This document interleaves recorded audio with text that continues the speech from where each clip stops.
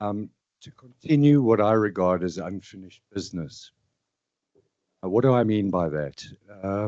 Through the visionary leadership of Jay Gary and Eric in 2019 primarily, we recognized that the field of future studies and foresight education really requires a set of standards to differentiate good quality education from a not good quality education, but more importantly, to adopt a philosophy of continuous improvement and partnership. And so we started the accreditation services of the Federation shortly after that under my leadership. And I'm really pleased to say that we're achieving very much what we set out to do. Our primary aim is precisely that, partnering towards continuous improvement and high quality foresight education. So you would have seen over the duration of the conference and the previous conference in Paris that we've accredited all the big names in future studies across the world. We, Jay, I think we've just got one continent to go. And so that's what I mean by unfinished business. There is a clear strategy and agenda driving our work. None of this could have been done alone. I've got a wonderful team in the Program Accreditation Council, and it was felt that continuity at this stage of the process was more important than change. And that's the reason why I've agreed to continue on in my role as chair of the PAC, but then also as an executive board member. And I hope to support the work of my colleagues. I'm fully aligned with their vision, and we hope to deliver exceptional value to our members. That's my principal aim. Thank you very much for those that voted for me and those that support me. Thank you very much.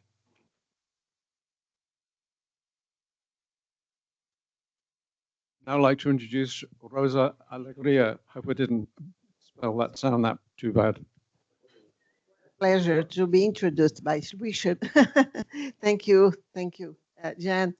I am very glad to be, re-elected. I was also in the last management team, and this time I'm more focused on what Jan has proposed to me, and I think it is really important.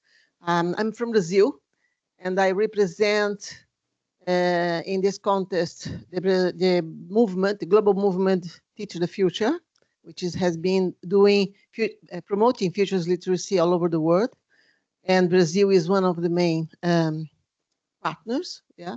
So my engagement in the last years is really to give legitimacy to the young voices. We always talk about them, about the youth, but we don't talk with them properly, and we don't maybe we should give more space to them in the center of the debate. So this is my role. This is a great challenge and very exciting challenge. And I'm not a youth representative for sure, but I am the one who sometimes feel like youth, my age is fluid, and when I am with them, I become younger. So, and and also I for sure I represent also a good parts of the global South, is Latin America, and for sure the global South as whole. It's time always in a re-election. It's an opportunity to expand the horizons, to expand audiences, renew languages, formats, and so on. So I think bringing youths, more youth to the stage, and bringing more representation from the global South with the new movements that are emerging now, ancestry movements, decolonization movements, and localization. So this is all happening now, and I think the global south should occupy a much more relevant space in all this. So, yeah. So this is my role. I would not do this alone for sure. I need your insights. I need your demands. I need all contribution from the board. So, but I am with a full will of making something relevant. Okay, thank you. Okay. Thank you, thank you.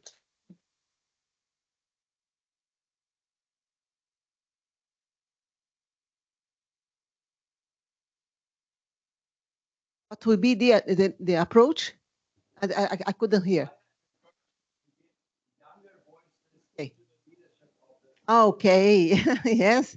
Yes. This is should be a very important target. Yes. They are there. They have the talent. They have the vision, and that's it. I think we have to pursue this. Yes, in the next times, in the next visionary board coming into the stage. Yeah. Thanks for this provocation. We need renew. We need fresh voices and thinking. Not only for them, because this is an intergenerational opportunity. We have 7 generations living together in the world now. So what to do about that? No, how to get them from them knowledge, not only us, but them. Thank you. Thank you.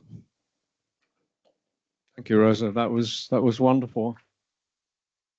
Now, with the brilliance of what is available these days through something called technology, here is Zhao calling from a long way away. Hello, everyone. Can you hear me? Yes. Yeah, great. Yeah. Hi, good morning. So first, thank you. Thank you, Jan, and the organizer and OGA team for making this happen, to let me join online. Apology that I cannot attend the conference this year in person like I did in Berlin and Paris, because I just became a proud mom of my beloved daughter 3 months ago, who needs a little bit, thank you, more attention from me in her very first month. And I also I would like to express my gratitude, appreciation for electing me to the executive board. I really appreciate the opportunity and your trust, with, of course, a clear sense of responsibility put in this role. And for those I haven't met yet, I studied the future studies at Freie Universität Berlin, currently work in the field of sustainability based in Düsseldorf. And I also collaborate closely with the China Society for Future Studies. In fact, as someone with Chinese roots, it means a lot to me to be here today, many years after Mr. Qin Lingjun, who is the founder of the China Society for Future Studies and was also a former executive board member of the Federation decades ago. So I hope that I can honor this legacy by strengthening global representation and building bridges across regions and generations. This links to my answer to the question, why did I stand for the board and how I hope to achieve. So aligning with who I am, where I come from, and what I believe in, I aspire to focus on fostering a collaborative, diverse, and impactful global foresight community. In particular, I identify myself with the responsibility to strengthen the global collaboration by starting with, but surely not limited to deepening the partnership between the Federation and the China Society for Future Studies, and of course exploring more opportunities with the grassroots foresight community in China, which is also growing since a couple of years. Meaningful collaboration areas can be, for example, knowledge building, membership growth, and professionalization of future studies. I'm also committed to advancing future studies to be a globally recognized discipline and a professional practice. I believe that our federation plays a crucial role here and would like to contribute to elevating the federation's voice and increasing our visibility globally. I hope to achieve this in two ways. First, this means championing the standards and accreditation, including collaborating with other organizations such as China Society of Future Studies and other growing grassroots organizations in China, as I just mentioned. At the same time, it also means that we should continue to build solid knowledge base for future studies and foresight, as well as make them more accessible to leaders, policymakers, educators, and the wider public so that they can integrate future thinking in their decision-making process. To do that, our federation should offer an open platform for critical global futures discourses and become a more visible hub for scholars, students, and also practitioners to lead robust and relevant debates. I believe we need to provide tools, channels, and set standards that can keep conversations grounded in scientific rigor and also oriented to real world impact. Last but not least, throughout my career, bridging cultures and people has always been important to me. I will bring the bridge building energy also to the board, working closely with chapters, partners, and members worldwide. Again, I'm very honored to serve, ready to listen and learn, and eager to get to work together. Thank you.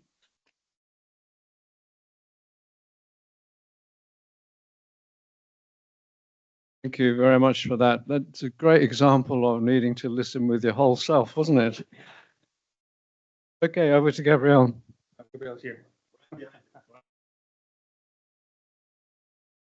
Thank you, everybody. I want to thank you again for your trust in electing me. I come to the board with the desire and the determination to make the Federation the most rigorous, credible, and trusted home for futures work in the world. I want to articulate my action as a board member across three different lines. My first line is one of rigor and credibility, because our field advances when our claims are transparent, our methods are shared and grounded, and our values are explicit. Federation has incredible heritage and has incredibly solid foundations. And I believe that it can be, again, the lighthouse of futures work to really lead the way. And too many times our clients and our organizations that come to the field they fall prey to the pop futurism, and this is bad for everyone. It's bad for the organizations, it's bad for the field, and it's bad for the world because it misses out on the potential and the value of what good foresight could be for the value creation process. My second point, and those of you who were here just before for my talk today, is organizing an approach that harmonizes our language. I will be very brief because I had a talk already. Anticipation, futures literacy, futures studies, strategy, and foresight are all on the same team. And we have to recognize this, go through a rebuilding and a development of our foundations that are shared and trace clear lines around the disciplines and show how we can work all together with shared values. And lastly, I come into the board with the determination to support the already great work that the Program Accreditation Committee has done, and willing for a leading, rigorous, and trusted accreditation and certification system. The ecosystem is growing, but as well, the noise is. We have to set standards that are transparent rigorous, and globally recognized. To do this, we will have to choose a little canon with clear, non-negotiable standards, so that our openness, that has to still be the defining trait of the Federation, has a backbone. Because openness without standards dissolves into that noise we're trying to avoid. Let's get to work. Thank you. Thank you, Gabriel. Yesterday, one of the things I pointed out was the desirability of clarity. And listening to this chap earlier with the overviews of different ways of looking at and understanding the different aspects of futures seemed to me to be a model of clarity, which really helped me sort of zoom in on exactly what the distinctions are, what matters, what doesn't matter, and how they all fit together. So thank you for that. My pleasure now to introduce to you Jan Berger, your new president. Thank you very much. Switch to my presentation again. That's okay. So I'll warn you, I'll speak for about 10 minutes. Then you will get the possibility to ask all of your questions. We will not be able to answer all questions that come in this live session. That's why also we have the Mentimeter, because we'll record all the questions there, and we can promise that every question will be answered. So just, leave your names, or we'll figure out how we do it. We'll probably post it online, something like that. So I was asked to walk through my vision statement that I wrote when I announced my candidacy for the World Future Studies Federation. Let me start with context. We are in a world of transformation. So the post-World War II order as we know it is history. It will not come back. Pax Americana is history. It will not come back. And at the same time, the global south is rising. Asia innovates. Africa grows. Africa may at some point out-innovate Asia. That's a very likely probability, even though that's a very weak signal. Derek talked about weak signals yesterday. And at the same time, the global West faces ideological and institutional fatigue, expressed in lots of stories about collapse, polycrisis, multi-crisis, danger, and whatnot.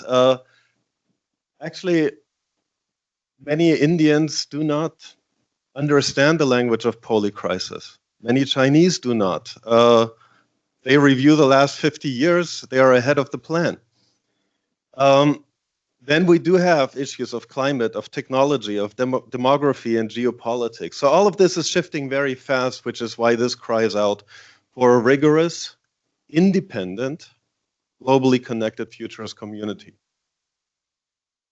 And that actually goes to the core mission as it's already stated in our Constitution. So while to some extent I perceive this new leadership as a transitional leadership, it's also a leadership that's very much in the tradition of the World Future Studies Federation. So the WFSF's mission in the Constitution states that we're here to introduce futures-oriented thinking in all branches of knowledge and action. So what does that mean for the today? We must reaffirm this constitutional purpose and defend it. We must strengthen scientific and institutional credibility. And this is why we have the PAC, and we need to extend these activities. And we must serve as the intellectual backbone of future studies worldwide. What do I mean by that? So if that's my vision, then it really is a globally networked, academically rigorous, intergenerational, and financially sustainable federation advancing the science and practice of future studies. And Rosa, we just heard Zhao has had a kid. Teach the future will live on. So start early on. So 5 strategic priorities, all joking aside. That's the whole issue of scientific standards and the next generation. I'll get to that. Global reach and accreditation, professionalization and visibility, financial stability, and organizational identity and collaboration. I'll say a few words on each one of them. When it comes to scientific standards and the next generation, Foresight Folk published a study at the end of last year after interviewing a large panel of global futurists. 50% of Foresight practitioners entered the field in the last 5 years. So, is that good or is that bad? That depends on the perspective you take. Of course, it's good that people are entering and bringing in fresh perspectives and wanting to change the world. Does that come with the danger of dilution that Gabriele spoke to? Yes, of course. So that's why we must set the quality criteria and mentor new futurists through accreditation, through education benchmarks, through intergenerational dialogue. And these formats, some exist in a rudimentary fashion, some will have to be built up. We champion no single school of futurist thinking. Gabriele too spoke about that. So we're all in that sense one family, but we need to safeguard scientific integrity. Global reach and accreditation. So in my presidency, I would like to focus on expansion in Asia and Africa. Now, we have some valuable presence in both continents, but given the economic and societal weight of these continents, we must grow there and expand further.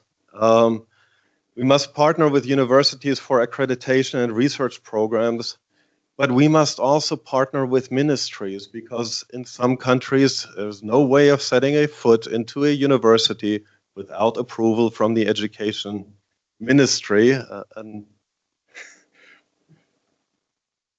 So we also need to expand accreditation activities, probably to individuals. That's under discussion, but I think, we should take that chance. And we need to create funding and mentorship networks for young researchers. It is expensive to do that work. So if that happens, we will be a truly global federation of future scholars. So let's go for it. Professionalization and visibility. Zhao addressed some of that already. In an ideal world, we would have a small professional core team for communication, membership services, and finances. We don't. We are all volunteers. So which is also why the WEC had very hard selection criteria when it came to time commitment of the new board members. But hopefully, in a few years from now, we will be able to afford a staff of membership services, of communication. Not sure we actually need a staff CFO, but who knows? Maybe we'll come into a lot of money. So we need to strengthen our brand and digital presence. That's substandard for what modern communication looks like. So there's room to grow. We need to join global policy and academic conversations visibly and confidently. We actually already do that, but not visibly. So we can improve there. And I did mention we're all volunteers, and I will call at the end of this for more volunteers to help us. But hopefully 4 or 5 years from now, we will be in a position of having a professional staff and still relying on volunteer work. So all of this takes money. So on the one hand, we need to secure sustainable funding, but that also means we have to diversify funding. I don't want the Federation to end up in a position where we are dependent on 1 or 2 large donors. There's always strings attached with money. So I want to broaden out the pool of donors. We need academic partnerships and accreditation revenues. We should look for partnerships with foundations and philanthropic support. And obviously, with an expanded membership and added member value, hopefully that'll also impact somewhat on our financial situation. Hopefully, we will establish in this term, but this will be more towards the end of this term, a WFSF research fund so that we can actually not only develop the best practices on paper, but demonstrate the best practices. Now, again, I don't want to make the promise that there will be such a fund. That would be foolish of me to do, but I will definitely work towards it. And, you know, at the next General Assembly, maybe I can already report what steps we've taken in that direction. So stay tuned on this one. So financial sustainability, as I said, is a precondition for intellectual independence, and that's important. So lastly, fifth priority, identity and collaboration. So we have to stay true to our core, which is academic and methodological advancement. We should build alliances with universities, think tanks, futures institutes. We need to foster multi-stakeholder research and interdisciplinary networks. And that strong identity will enable strong partnerships. So in closing, I'm very honored, also flattered that Richard is moderating this session. I was very happy about this picture that we took 2 days ago. It has one current and 3 former presidents of the Federation.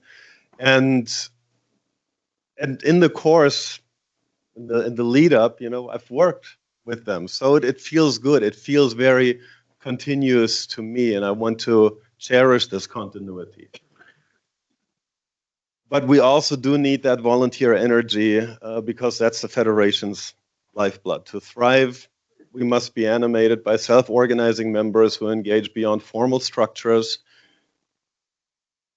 Some may not like this, some may like this more, but I think that's the way to release energy. We need to create working groups, projects, and dialogues that embody the Federation's spirit of voluntary collaboration. So together, we'll create our own future. Thank you very much.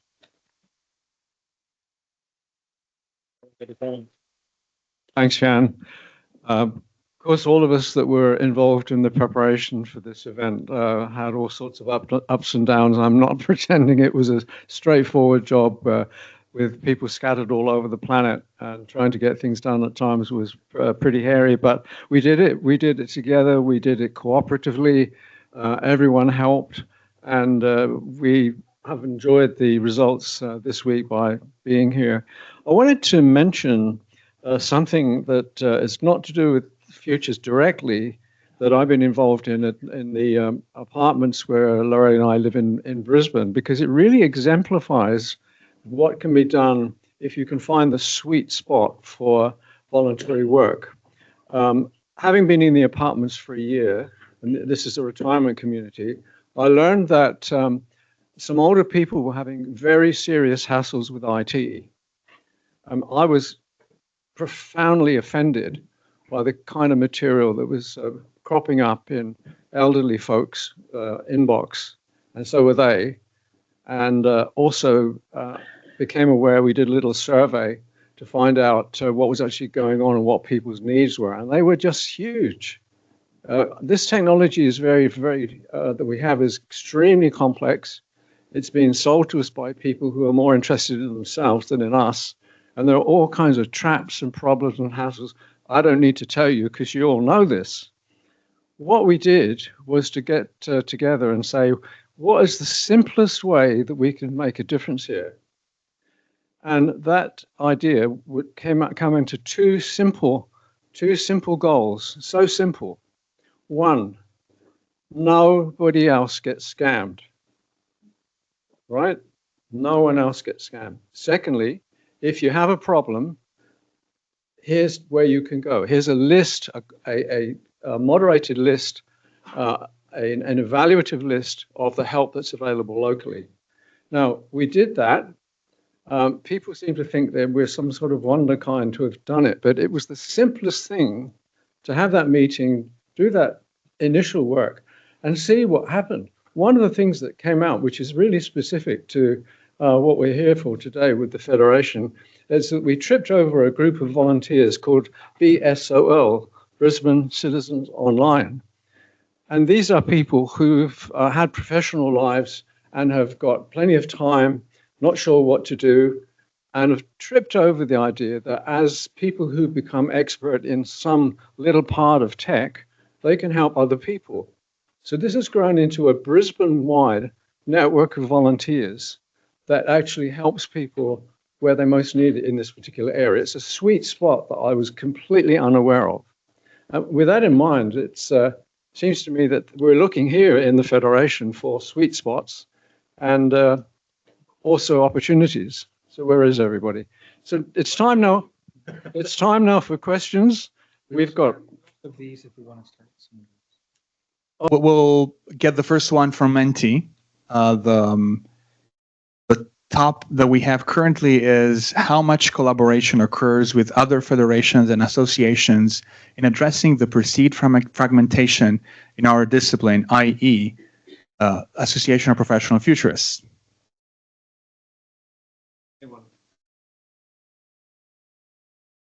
All right. Probably the better half of the last 4 years at various futures conferences, I was speaking to members of the APF, of the Millennium Project.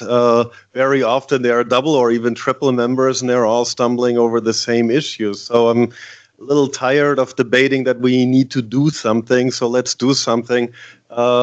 Stephen and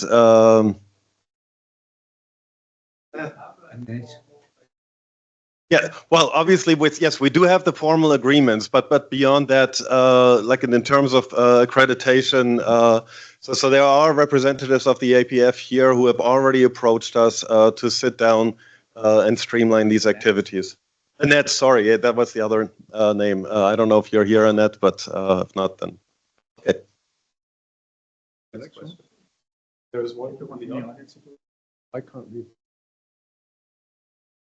Anyone have a question from the audience to add to that, to go beyond that? No? So we go to the next question? Then we'll go. Yep. Our new top one is accreditation for credibility to avoid noise is important. How do we avoid gatekeeping futures research and make it truly accessible?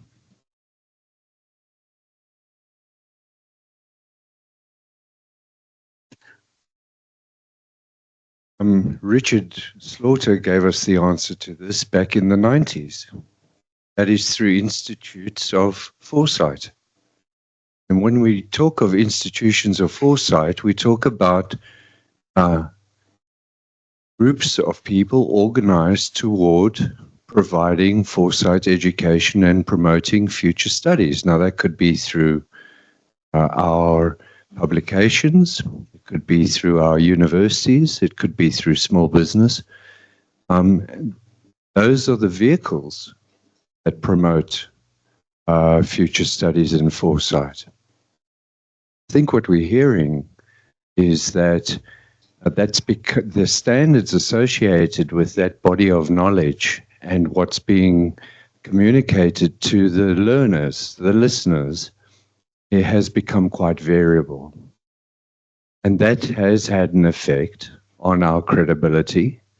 And there are some of us amongst this large audience who have had first-hand experience of the kind of alienation that our field experiences within the broader faculty. And so by starting the process, now don't forget, accreditation is not new to this federation. It's not a new idea. We've been speaking about this for more than 20 years, recorded, and so has the APF. And what we've done is we've started the process of developing a robust, defensible, transparent, and open system of standards that we'll learn from, and hopefully those that partner with us will learn from, so that everybody in this room will benefit from the credibility of the work that has already occurred and that will occur into the future. That work is based on the principle of service and learning. Our service and our learning together with partners. That's the way that's the philosophy we have adopted. I mentioned it earlier. And of course, it's a journey. We're not going to get every single permutation right. And the beauty of it is we are context sensitive.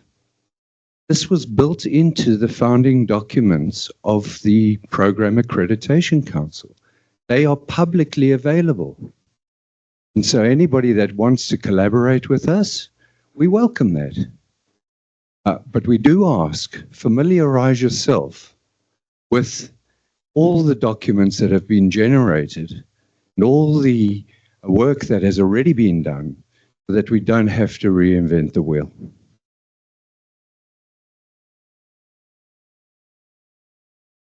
Anyone else? Could you speak nice and loudly, please, so we get your comment? The lady here, yes? You? Yes? Yes? Could you speak loudly? Yes, I can speak loudly. So everyone can hear. Please do. So I have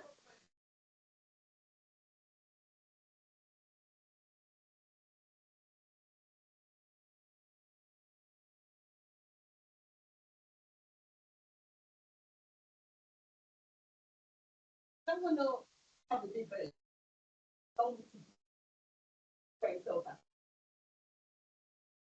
I feel when I first joined,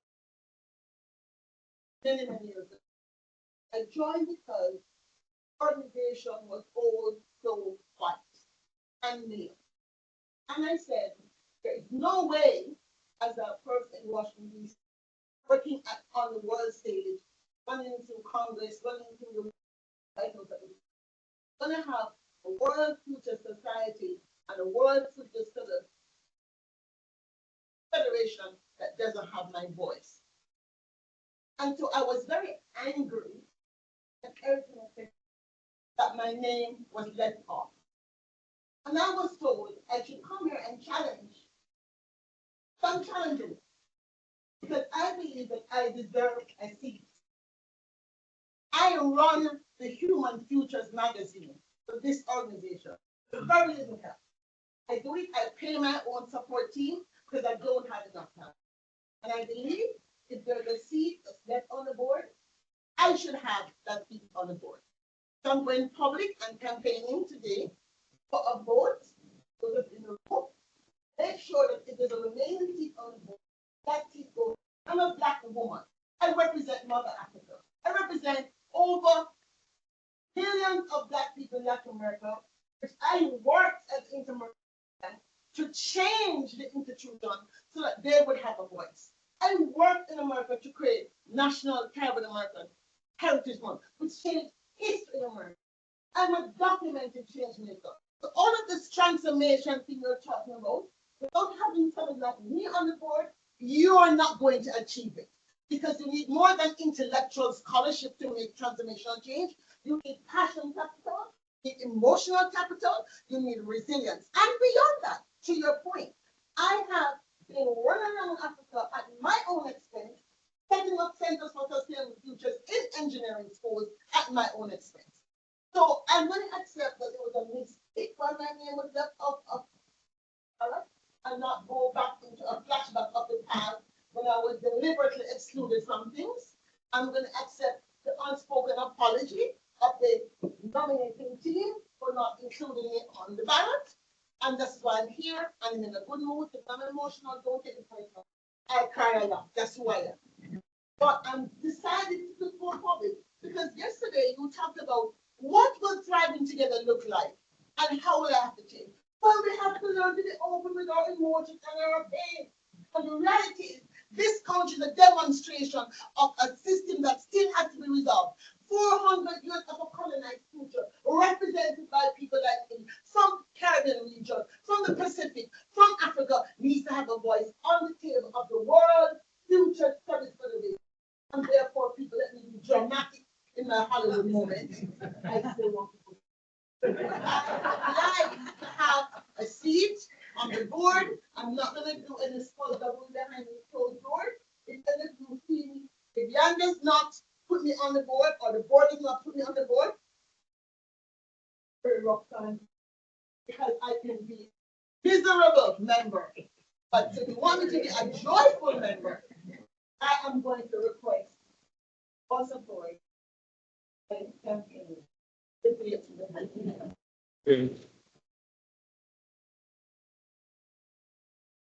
Thank you. We hear and we deeply respect your voice.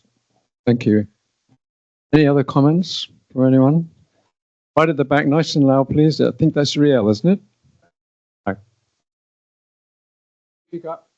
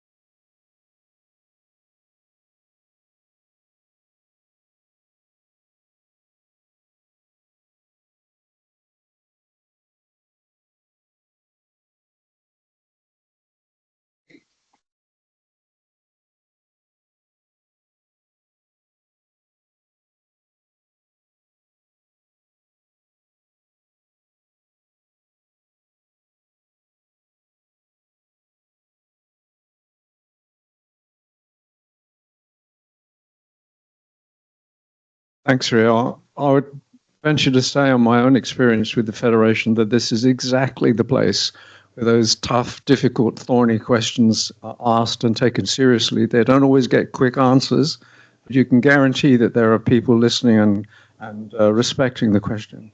Shall we go on to the next one?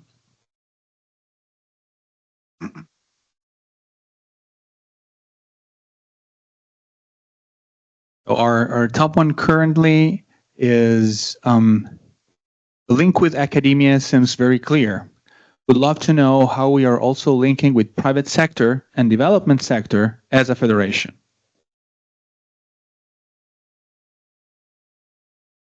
Richard answered Riel, but Richard's not on the new board, so I'll quickly answer that. I think, Riel, you're onto something very important. If we take the futurist triangle, we have to recognize the weights of the past, and I think this is what you were addressing. I'm not sure that we have formulated a global pull for the future, and that's also something that we need to work on, and the board will need to deal with the pushes of the present. So,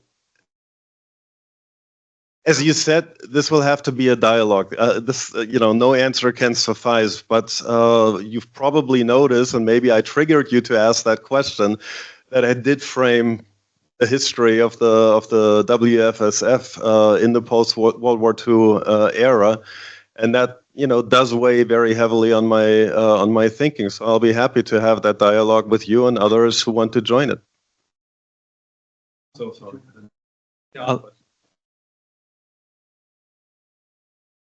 I'll read again the question then. The link with academia seems very clear. I would love to know how we are also linking with the private sector and development sector as the federation.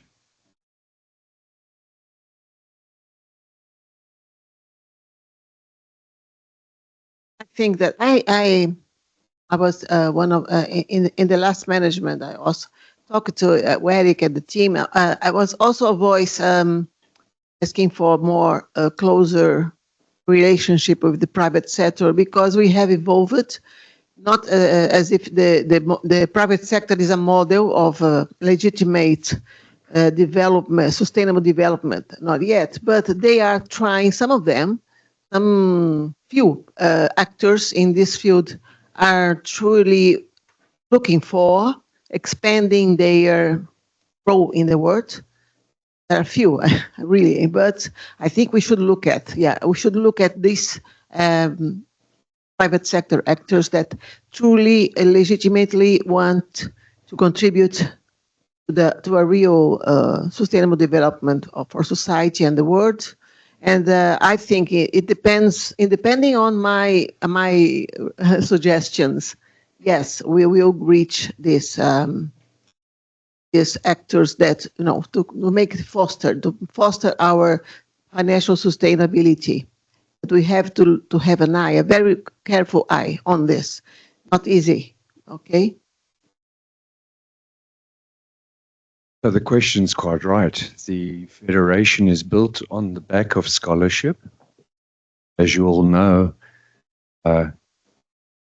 academic private engagement is one of the biggest issues facing the scholarly community. It's a very hard thing to establish. Having said that, I've observed we have a lot of very economically active members in the field of foresight. And I think as a new board, we should encourage those who have the networks, those who have the contacts, and I've personally observed them, to emerge and start introducing the Federation to the possibility of close collaboration with private entities. It's very hard for a federation to do that without the support of its very obviously active members. Basically out of time, folks, so if you do still have a question that you want to put to the board, could you please enter it into the system that was explained earlier? And we did hear that collective promise that it would definitely be responded to. So could I ask you to recognize these folk with a round of applause?